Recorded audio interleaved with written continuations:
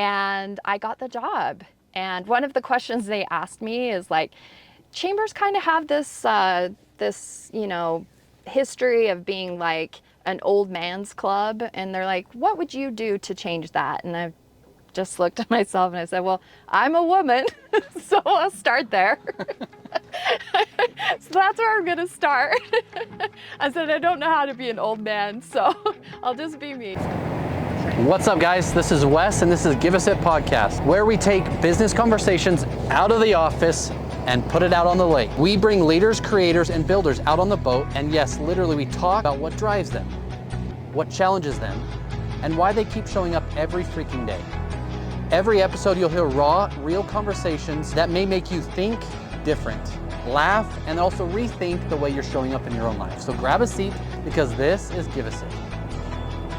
Hey guys, this is Wes Israelson. We are out on this beautiful lake with a beautiful person, and Give Us It Podcast is where we get to talk to leaders, builders, and creators, and actually share true, real, raw stories about what they've gone through and where they are today. So with that, I want you to start from growing up on a turkey farm.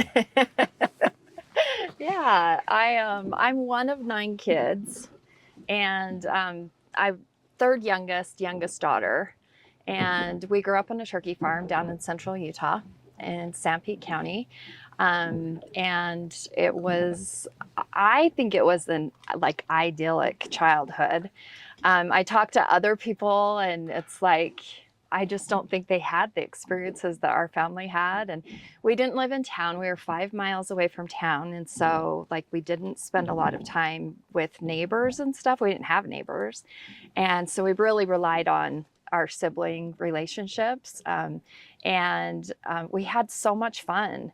And it's funny because I say we had so much fun, and I don't know that my parents would agree, because we did a lot of really naughty things. We put ourselves up to a lot. And so, and it's just even the like past maybe 10 years that my dad's been gone for 11 years, but my mom was still around, and she had no idea that some of the things we did. And it just like, this is probably just a few years ago, we told her how we would sneak off the farm at night. And she was like, what are you talking about? And we're like, yeah, we would push the car up the driveway, get on the highway, and then head into town. She had no idea that we were doing this. But there was like, 4 or 5 of us. We could easily push a car up the driveway and leave.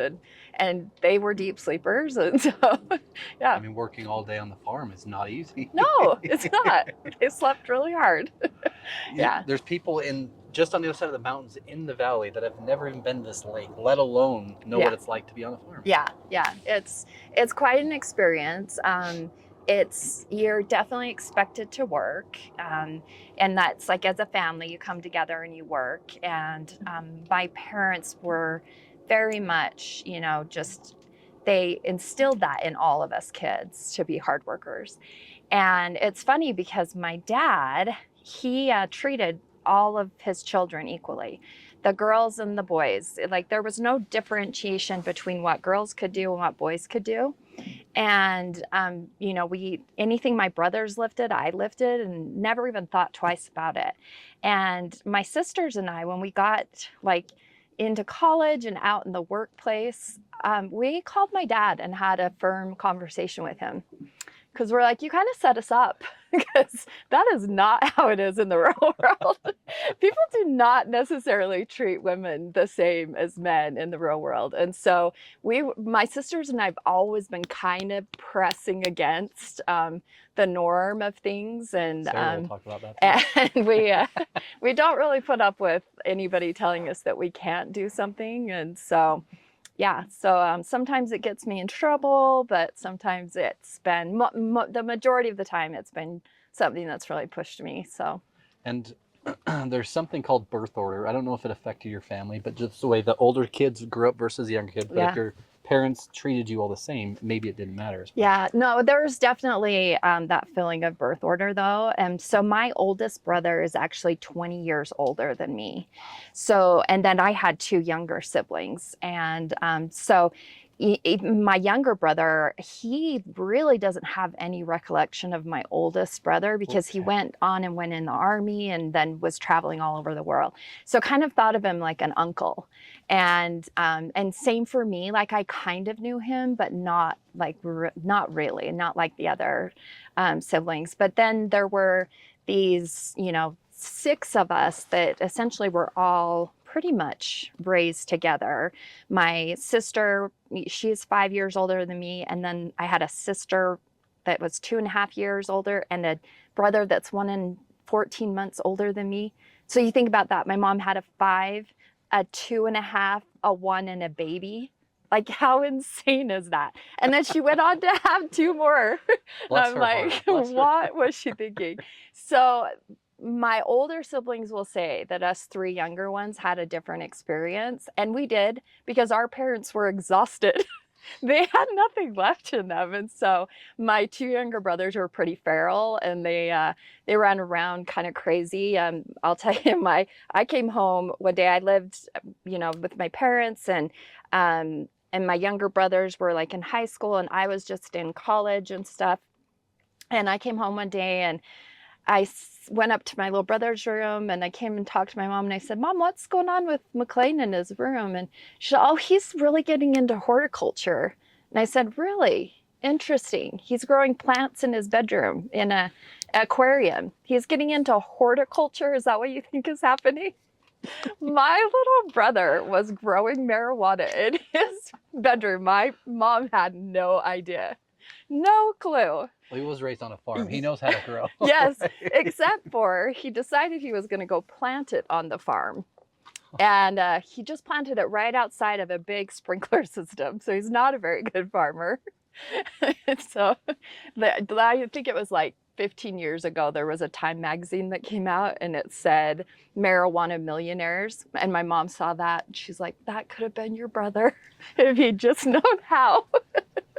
But yeah, so they were a little oblivious to us younger ones and what was going on. But yeah, it was fun.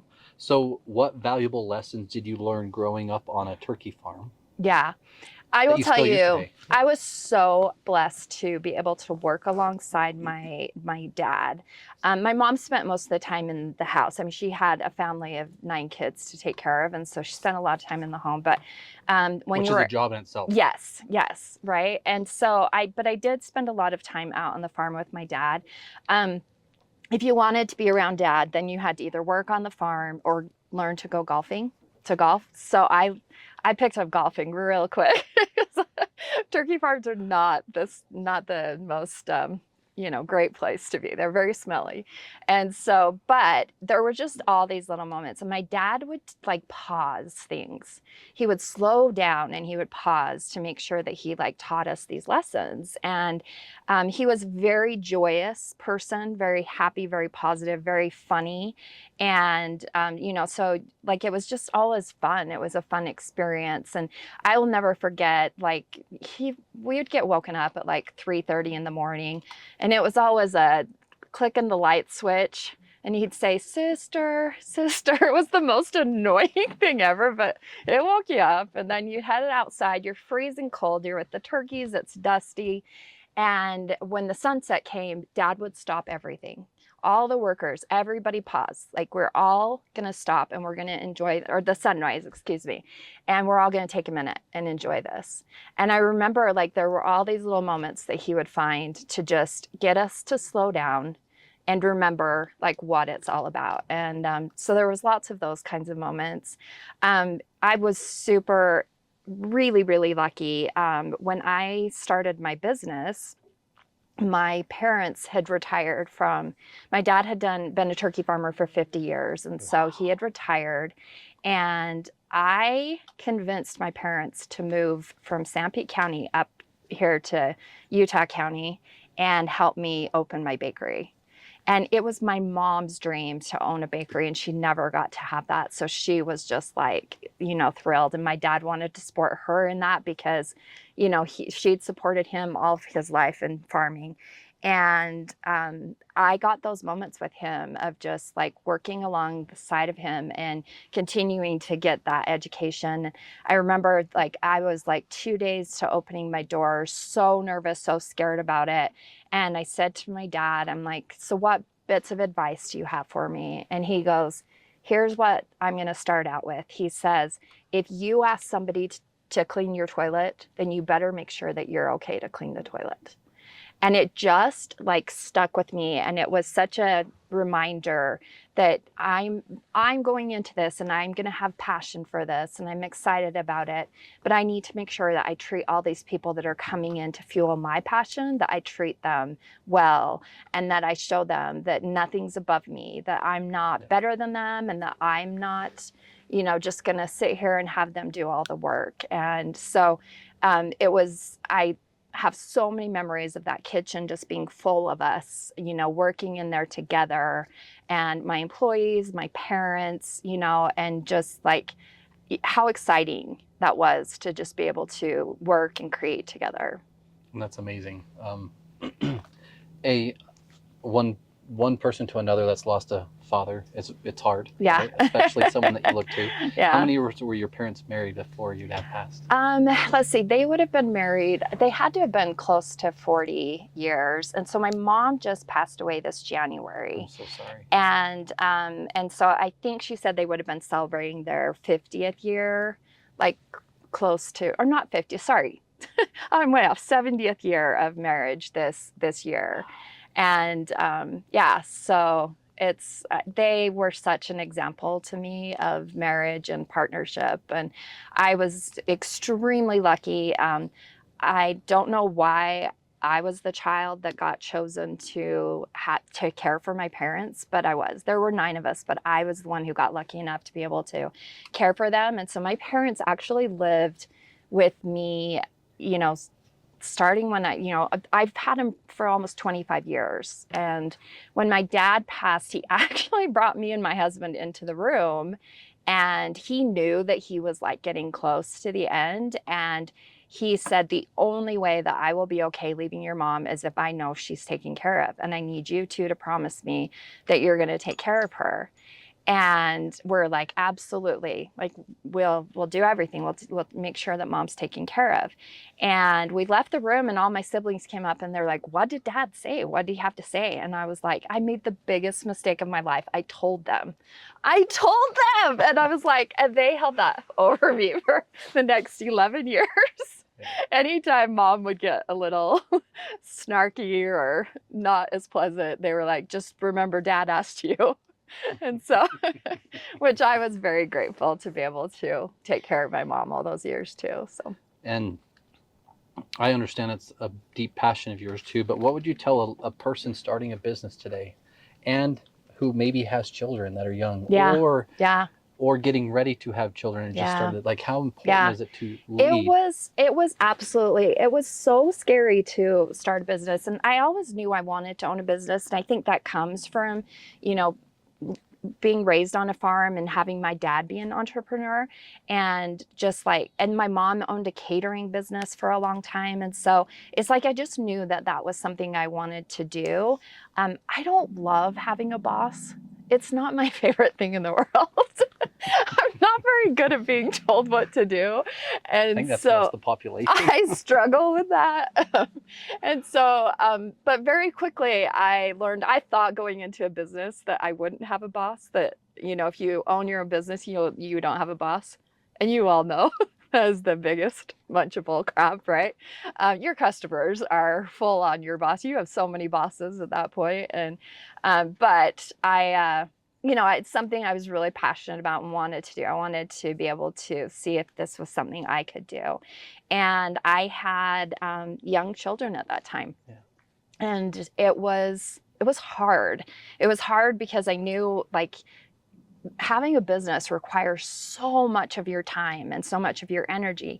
But I really just turned it back to what my dad did. My dad involved us. Yeah. He involved us in the business and involved us in what he was doing. And so that's what I did. My kids were at the bakery all the time. Okay. And I had 2 of my kids were stepchildren, and so I didn't have them all the time. But my daughter, Keaton, she was mine. She was with me all the time. And so she spent so much of her, years growing up in the bakery. And I think it's a good thing. I think she enjoyed it for the most part. I'm sure there were parts of it that were rough on her, but I think for the most part, it definitely, gave her that drive and ambition to go on and do something too. So. And I don't know exactly what age, but I think it was young. How old were you when you had your first child? Yeah. So in high school, I was telling Wes that I was really into student government. I loved those leadership positions. I liked the idea of community. I liked the idea of being able to make things happen. And so it was always in student government. So I was the freshman class president, the sophomore class president, and the junior class president. And granted, this high school only had 300 students. So Don't downplay there it. wasn't Don't a lot of competition.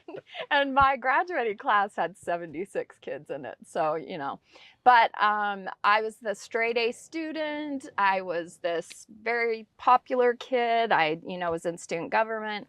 And I got pregnant at 17 years old.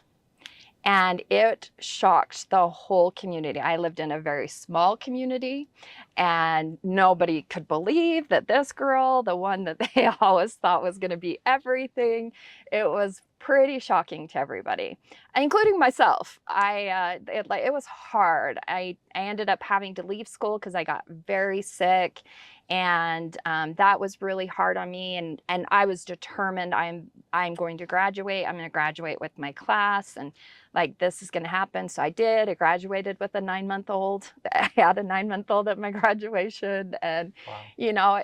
but I just really was determined, and I had the most amazing family to support me. I will tell you, when my mom found out, she didn't talk to me for 2 days. And she just needed that time. She needed that time to process what was happening. She also said she needed that time to grieve the future she had planned for me. And then she came to me, and she was full on board, and my dad was full on board. I had 3 sisters. They all just were so excited. It was pretty much the first grandchild that was going to come along, and everybody was very excited. And so, so I had Keaton. I'd been 18 for 10 days and had Keaton, and she mostly raised me. I was extremely lucky. I got the most amazing child who just came to me ready to be a human. And so she did a lot of raising of me. We have some of the funniest experiences together. And now she has 2 kids. And so it's always funny to hear about things, that she's doing with her kids and stuff. And then she will share with her wife that she'll say to me things like, yeah, Mom, tell Jessa how we used a car seat when I was a baby. And I was like, we didn't use a car seat. And she's like, exactly, Mom. I didn't know all these things. So I had a lot to learn, and she was my guinea pig. And so, so she definitely raised me more than I raised her. And still to this day is doing the same. So in starting a business and having that bakery for 10 years, what would you tell someone today that just started their business, or maybe they're 3 years in? And how important is a support system? How important is to understand business? Yeah, it's so I actually went to college and I got my degree in business. I got my bachelor's, and as I was finishing up, I was trying to decide, do I want to go on to graduate school? And then I learned the program for that, and I was like, oh, they just essentially start a business. And I'm like, why am I going to pay the college to do that? I'm just going to do it. And I had read a book by Martha Stewart, and she had said, no matter what you do, if you're going to start a business, you make sure that you love the thing you're doing. And so I sat back and I was like, what do I really love? And I'm like, I love sugar so much. I love baked goods. I love sugar that. I just always have. And my mom and my grandmother taught me so much about baking. They were amazing bakers. And so I'm like, that's what I'm going to do. I'm going to open this. I have a lot of passion around it. So I'm going to do it. It was terrifying. When we were doing the build out of the bakery, I remember they put a sealant on the floor. I just hand painted the entire floor, and they put a sealant on it and it all crumbled up. And I was just like, this is like 2 days before we're opening. And I ended up having a like really bad kidney infection. And they had 1 day, they came in, scraped everything. They're like, you have 1 day to fix the floor and we'll reseal it. And I showed up there that morning and I was like, I don't know how I'm gonna do this. Like, I have no energy in me. And I pulled up and my whole family was standing right outside and they were like ready to get down and help paint it. And so there are so many moments like that it required. So you do need to have a good support system. It's really, really important. As in my role that I have right now, I've heard so many business owners talk about how lonely it is to be a business owner, and it can be so lonely at times. And I was so blessed to be able to have so many people that were excited about what I was doing and be able to support me. So you need to have that support system. The other thing is you need to have patience. Nothing moves quickly. You don't become this overnight success. That's just that's not real. And it takes time and it takes patience. When I opened my bakery, I had like done all of this like in research. I'd gone all over the country. It was really difficult. I went and ate a bunch of different bakeries all over the world.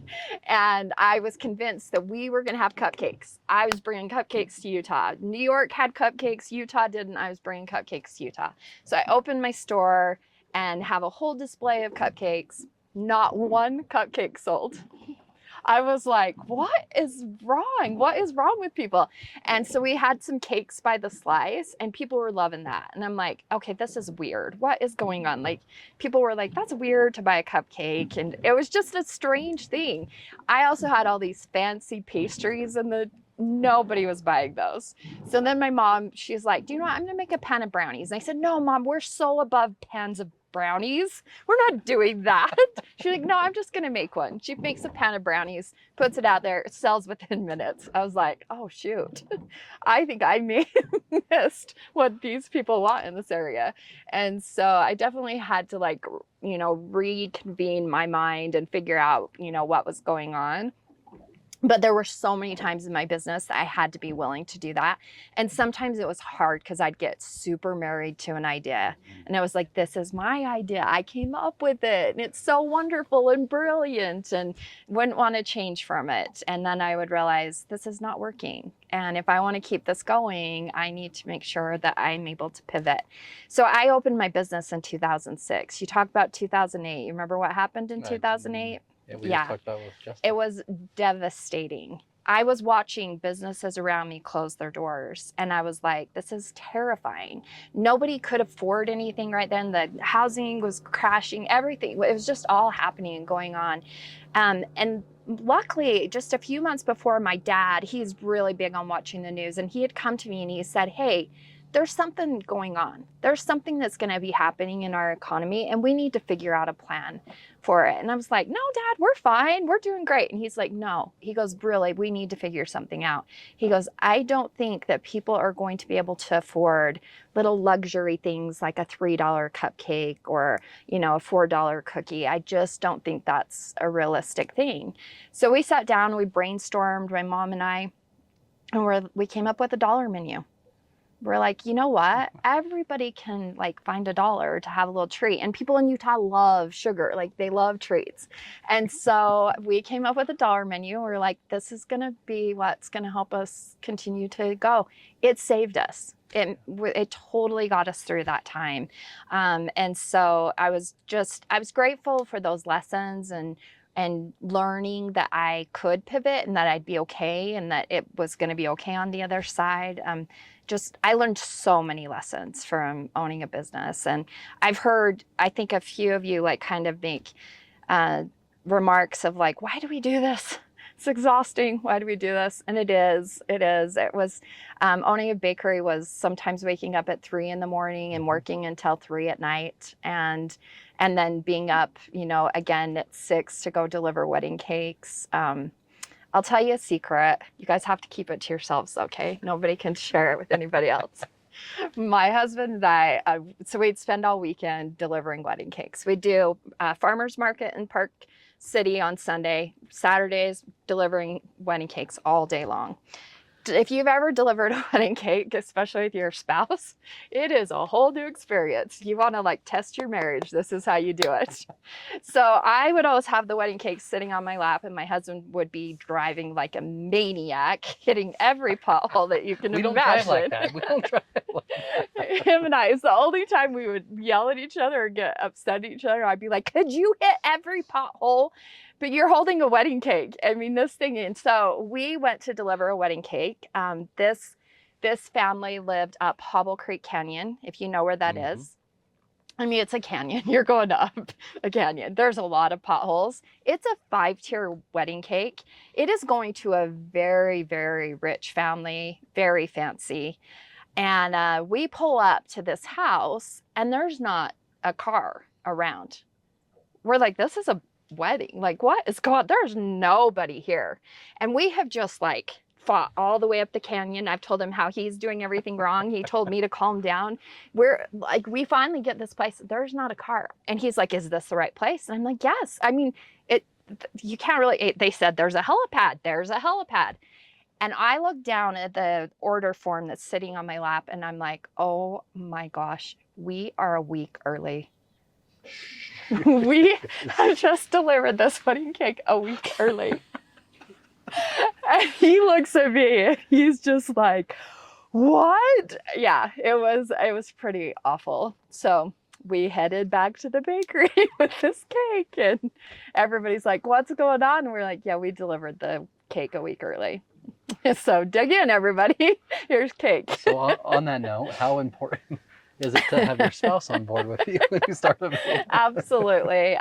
So I actually married my husband. It was just the last 2 years of the business that I was married to him. And he was so great. At first he came in as a boyfriend, and he was trying to be all great and supportive and winning this girl over. And then he really had no idea what he was getting into.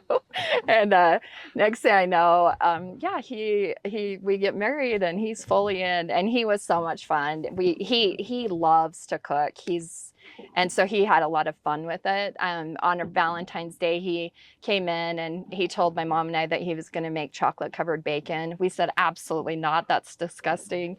He went ahead and made it. It sold out in seconds. So it's people loved it. So it was just fun. We had a lot of fun together doing it. So yeah, but only a couple of years that we got to do it together. But yeah, very important that your spouse is on board with you. So we know that you sold the business. Yeah. Yeah. What caused that? And then you went into corporate America? Yeah. So my dad passed away, and my mom and I we both kind of looked at each other, and we're like, it doesn't feel the same anymore. And we're just like, you know what? I think we've come to our place. And I didn't want to walk away from it hating it. And it was starting to feel like that. And so I'd actually had a couple offers, and one of the offers was the girl that had been working for me for quite a few years. And it wasn't the best of the offers, but it was the one that felt right to me. And I was just like, you know what? I love the idea of somebody continuing it on, as somebody who I trained and who I know is passionate about it. And so, yeah, she went on to keep it going, and then it got sold again. It's actually in Thanksgiving Point now, and they changed the name of it. And what was the name? It was called Dippity. Yeah. I did my whole, this is my business brain. I need to figure out a name that nobody's going to ever sue me over for having the same name as them. So I just made up a word, and there we go. So yeah. In that process, just to talk about it, someone is looking to buy a business. Yeah. And in this case, she was in it for where you got to teach her. But what would you tell someone going through that process today? Yeah, I mean, I would make sure that you do your research, and you really look into what goes into it, because I just don't think that you fully know what is happening inside a business until you go and experience it. There's a lot behind the scenes. There's a lot of things that are happening. And sometimes from the outside looking in, it seems kind of fun and it kind of thinks, oh, this looks cool and stuff. And you don't know the nights and the weekends that people are like putting into this. I remember one night I got a call from the American Fork Police Department, and they're like, your store's been broken into. Yeah. And I was just like, I was devastated. I felt like somebody had hurt one of my children. I went down there, I was like crying. So personal. Yeah, somebody had thrown a rock through the window. They jumped through. The cash register was already left open, so there was nothing they could do. We didn't keep money in it. And you could see their footprints, and then they left. And I'm like, they didn't even take a cookie. Like, what the heck? Like, at least take a cookie. The cookies were right there. We're like, what is wrong with you? But it, like, I just felt so like personal. And you put a lot of that into it, right? When you own a business. And the other thing too is like, one of the reasons why it does feel so personal is like that wedding cake that you just sold, it actually is paying for your daughter's dance and your family's, this, and helping pay your mortgage. Like it really is. So I always think about that with our small business owners. And when I like go to buy something from Amazon, I always pull back and say, wait, is this something because I know it really like means something to them. It really is helping their family to grow and, become something more. And so it's like anytime I can support that, I want to, because it just means so much more to me than if I'm helping line a big CEO's pocket. So. And we can jump through corporate America. I know you traveled a lot, and it was a great time, right? Yeah, it was great. I loved working for JetBlue. It was a great experience. I met so many amazing people. I put a lot of heart and passion into everything I do, and one of those things is like being able to work with people, and that's really important to me. And so it was really difficult working for an airline during COVID, and I had really tough things that I had to do. And I had gone from a big team of 300 people down to 30 people, and I had to have those conversations, and that was just, it wrecked me. It was so hard. And so I just wasn't feeling corporate America anymore after that experience, and then just really pining to be back connected to community. And I just want to touch on it a little bit, and then we'll jump into the point.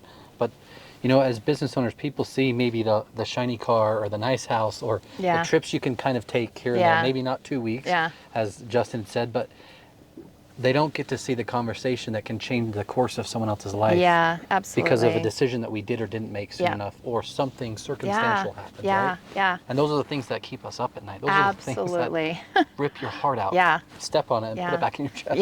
Yeah. I mean, I can remember in the beginning of my business how many times I didn't give myself a paycheck.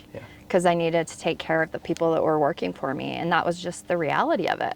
I mean, there's those moments, there's those things you have to wrestle with, and they can be really difficult because these are real people that are, stepping up to be a part of your dream, and that's important. And that can be one of the hardest things for me as a leader. I remember my dad talking to me, and he goes, I worry about you in leadership positions because I just don't think you know how to be mean. I don't think you can be mean enough. And I'm like, but do I have to? Like, is that the requirement? Like, is that really? And so I've just always come from a different place. I'm not going to be that person. I don't want to be. And if that's what it requires, then somebody else can do it. But in my world, in Marcee's world, we're gonna do it very much live from in Marcee's world. Okay. All right. I definitely come from a servant leadership place, and it's just not going to happen. And I always tell some of the team that we have at times when decisions need to be made, they're like, it's so easy for you. I go, I don't ever worry about my own bills. I worry about yours. My worries aren't mine. I worry about the 40 team members we have and your spouses and your children and what the impact has, right? Yeah, absolutely. Yeah. But the switch from corporate America to the point chamber. Yeah, I know in yeah. between there, your sister. Yeah. So, and this is a huge part of kind of where I made a little bit of a pivot in my life. My sister, March 2020, she goes and she thinks she has a sinus infection and goes into the hospital. She can't stop throwing up and come to find out she has a brain tumor and glioblastoma and incurable, untreatable, unoperable. And essentially, I mean, they just flat out tell her that she's gonna die. There's nothing that we could do. Her birthday is on April. She turns 50 years old. We have a big party for her. We celebrate every holiday that summer. We do Christmas, Thanksgiving, all of it. This is all through COVID too, which was like the craziest time to have anybody in the hospital. The one time she had to go in because she was having some really awful symptoms and stuff. And she came back and she's like, why do you guys keep putting me in that hospital? Remember, she has a brain tumor. So her cognitive is not completely, totally there. And we're like, we're not. She goes, you keep dropping me off at the hospital and then everybody leaves. And I'm like, no, that's not what's happening. But it was just so hard because they wouldn't let you stay with her and stuff. And so just so many things. One of the things that really stuck with me though was she had worked for a company for 25 years and put her whole life into it. She would work 14, 18-hour days, no problem. It like put so much into this company. The second she got sick, and she got her diagnosis, and they're like, you cannot go back to work. And they showed up at her house, got her laptop, her company car, and had a new person in her place within a couple weeks. And it was just like, it just kind of hit you so hard how quickly you can be replaced and that you're really not that priority that maybe you think you are.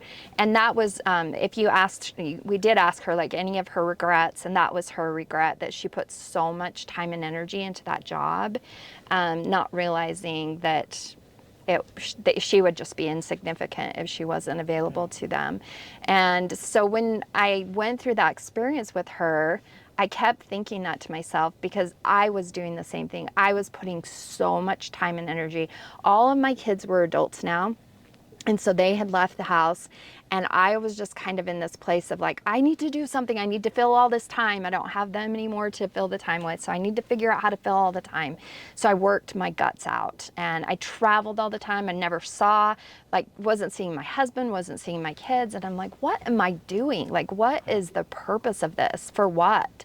And I made really, really good money. And that was it. That was like all I was getting back from it. And I sat and watched her, and I'm like, I'm not doing this. I'm not going to have those kinds of regrets. And so I started like figuring out what those next steps would be. And her and I were going to start working on our master's degree together. And she made me promise that I would still go on and do it. And so I did. I got my master's degree in management and leadership. And then I just made the decision. I came to a place where I'd been at JetBlue for 10 years. 10 years is my mark, I guess, where I get antsy. And Dippity and Blue or JetBlue. Yeah. And I decided, you know what, I'm gonna figure something else out. I hate being disconnected from the community I live in. I hate being away from my family. My children had started to have kids. I'd been a grandma for a couple years, and that was like, I cannot stand the idea of not, seeing them and not being with them. And so I quit, and I kind of had a plan of doing some consulting. I was doing some leadership coaching and executive consulting. And I joined the chamber, the Point of the Mountain Chamber of Commerce in the Lehigh area, just so I could network and stuff, and really loved Chamber of Commerce. I had been part of the American Fork Chamber when I had my business, and it was so helpful. And so, excited to get back involved with it, and remembered how much I loved community and being around community and being a part of it. And so the current president at that time, he was leaving to go work for Senator Mike Lee, and his position came available. And I thought, you know what, I'm going to apply for this. like, why not? We'll see what happens. I really don't know much about chambers anymore, but I'm going to apply for it and just see what happens. And I got the job. And one of the questions they asked me is like, chambers kind of have this, history of being like an old man's club. And they're like, what would you do to change that? And I just looked at myself and I said, well, I'm a woman, so I'll start there. So that's where I'm going to start. I said, I don't know how to be an old man, so I'll just be me. And I said, I think I have a really good pulse on what it's like to own a business. And so I'll utilize that experience and bring that into it. And I have spent the last year and a half just having the time of my life. It's so crazy because after I left my job at JetBlue, my kids were all like, Mom, what is up with you? You are so different. I'm like, different in what way? What is it you're seeing? They're like, you smile, you're happy. And I was like, oh my gosh. I also went on a health journey too. And I had been sitting in a job. I'd been traveling, eating horrible food, feeling just awful. And my husband and I decided to, make a change. And I just hit my 100 pounds lost mark. Amen. That's awesome. Which is so fun. And a lot of that was just like, getting into something that I really enjoyed and recognizing that I wanted to be able to play with my grandkids. I do like to be the most favorite grandma, and so that includes getting down on the floor and playing really hard. And so I also I wanted to kind of, make sure that I lived past 50. That I got to do that. My sister didn't, and that was really hard on me to lose her, and I didn't want to be down that same path. And so that's been really exciting too. So, and from an outsider in, Tribe House, the Point was part of that for a period of time, right? Yeah. And with Hannah and that change, and now you, I've seen it, the Point Chamber change in 18 months. Yeah. It's so much cooler. Yeah, I like it. It's so funny because Hannah and I always like to say, we're the fun chamber. Yes. Like, that's the political chamber, and that's the chamber that focuses on tech. We're the fun chamber. So I like to be, known as that. And with the Point Chamber, I mean, you guys make a difference. So tell us what the Point Chamber does. And you're also aren't just focused in a specific county. Yeah. Right? Yeah. Well, I mean, we are a regional chamber, and we really haven't created boundaries, but we do have Lehigh City is a member, Saratoga Springs is a member, so we tend to be, heavier in that area, but we're open to everybody and anybody to join us. And the biggest thing for us is just helping these businesses to create those relationships that you're talking about. Like, we've talked about that so many times, right? The businesses relationships, and it is so important. It is. It's like, why am I going to come to Main Street office over something else? Like, why would I ever do that? What's the thing? And Wes is the thing. Wes is the thing that's, yes, and your team. Yeah. Like, that's the thing that's going to make me choose a business over. But how would I ever know that unless I know you? And so it is really important that people are out getting to know each other. And so we're all about curating those experiences for you to be able to come and get to know each other. And similar to Give a Sip podcast, where we're sitting on a boat, we want to find things that are maybe a little bit more unique and a little bit more fun. So like next week, we're doing Taste of the Point. So we bring all of our food vendors together. And the big reason why we choose this is because our food vendors cannot get out of their businesses during the day to go and network. It's so hard for them. So we're like, we're going to create an event that's just for you guys, that people are going to come and meet you and find out what you have to offer. And so, finding those things that will help people to be able to, connect in different ways, because it's really important, and it's super awkward if you just are in a meeting room and you're just staring at each other. But if you can have something like this, an experience that you can do, it's memorable, it's a little bit easier, you get a little bit more open and make those connections. And so that's really important to us. And then also connecting people to the community, because a lot of the times you don't know how to connect to the community. And so we do work really closely with our city leaders and, try to make sure that we're providing, those opportunities. And then connecting people with each other. You know, Hannah and I are constantly, you know, meeting people. And every time I'm meeting somebody, I'm thinking about, okay, Wes, I know Wes can meet this person and that's going to be helpful to him. And so helping to make those connections, because we are out meeting people all the time. And so anytime that we can help, you know, connect you to the person, to your right person, that is really important to us too. And yeah, so I mean, those are the like main things that we really focus on. And we have a ton of fun doing it. We love to have anybody come and join us. We maybe have a little too much fun sometimes, but yeah, it's so great. And I'm just absolutely loving it. I kind of shared with you, I'm a really creative person. I have to be creating all the time. And so every day I have to do some kind of creative thing. In JetBlue, I didn't get to. I spent so much time in Excel and spreadsheets and data, and I was just like, ugh. I mean, I would do colorful Excel spreadsheets, just so you know, mine were very, very colorful, but it was like, that was it. That was all I could do. And so being able to be in a job where I can get creative and use my creativity to help others, that is always super fun to me, and have a lot of fun with that. So. And Hannah and I are pretty good friends, and I remember talking to her about this position that was just getting ready to open, and she had told me about you, and yeah, just the transition and seeing her, how much she adores you and looks up to you, like the way you guys create just the reels and some of the stuff you guys do is so cool. It is so funny because people think we're mother and daughter all the time. We go to DC on a trip and these ladies come up to us and they're like, I wish they'd say we're sisters, but it's always, they figure it out. But they will come up to us and they'll be like, you have to be mom and daughter, right? And it's like, no, not even. So very different generations. She could be one of my children. She's 27. I will be the big 50 tomorrow, you guys. Happy freaking early birthday, by the way. Crazy, right? And so we are very different generations, and that's also what helps us a lot. And it's like she's able to cover some things, I'm able to cover some things. We go to this conference, and they have one of the sessions is like, how do we appeal to the younger generation? I'm like, Hannah, you have to go to that, of course. I'll go to the boring board meeting one. You go to this one. And she goes in it, and I check in with her after, how'd it go? And she goes, that was awful. She was like, there was like an 80-year-old woman up there teaching this. And I gave some ideas, and she looked at me and she goes, those are the worst ideas I've ever heard. And she's like, I'm literally the only person in Gen Z here in this room.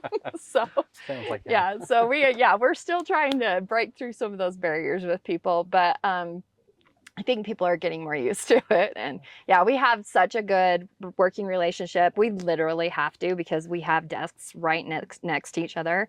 So we kind of have to like each other. My husband calls her now his other child, because she never remembers to bring anything to anything. We had a kickball tournament. I'm getting ready for it. It's her birthday. So I made a pan of brownies, and I grabbed sunscreen. My husband's like, you don't wear sunscreen. And I said, I know, I'm bringing it for Hannah. And he goes, see, she's our other child. We get there. She's sitting in his chair. She walks over. Shall you hold my Stanley in your chair? And he looks at me, goes, see, she's like having another child. I'm like, yeah, she is, but it's great. We love it. And a business looking to join the chamber, how do they get a hold of you, and what are the steps for them? Yeah, just go to our website, thepointchamber.com, and all of the information's there. When you're calling that number, you actually are calling me directly. I have the phones routed right to me. I grew up, I worked in hospitality. I owned a business. Customer service is so important to me. And so I really try to, provide that to our members. And so you're reaching out to me. If you're not getting me, Hannah's giving you a call back. And it's just a staff of 2. We have a board of directors of 17. We have a volunteer team of ambassadors of about 20 people who are super helpful, and they do a great job, but mostly just Hannah and I. And so, just reach out to us, and then we can kind of walk you through and talk to you about, as we're like working with younger generation, we have a lot of education to do, of teach them what chambers are and what is the reason, and even helping them to understand how relationship-based business is so much better, and teaching them that. And so there's always those little barriers and stuff. And so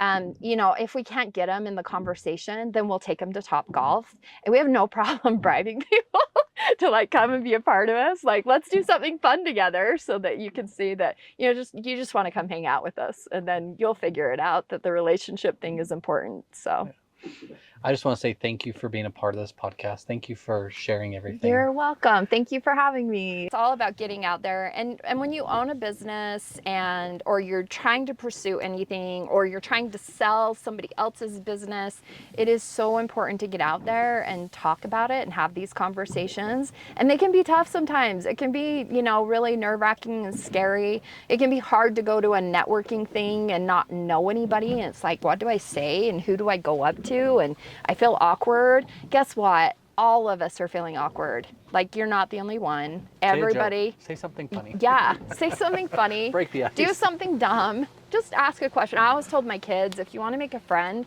just walk up to somebody, say, "Hi, my name is Marcee," and then get their name, and then ask them what their favorite ice cream is. Like, who doesn't like ice cream? So, we're all humans, right? And we all seriously have the same fears and the same intentions. And so it's just really remembering that. And so, it is really important, if you want to be able to be successful in what you're doing, that you get out there and connect with people. That's awesome. And with that, guys, this is Marcee Gundry with the Point Chamber. And I just want to say thank you for being a part of this, and You're thanks welcome. so much. Thanks for having me. It was great. Yeah. Guys, this is Wes with Give Us It Podcast. Please share this with someone who needs to join the Point Chamber and grow their business and their community. Thanks, guys.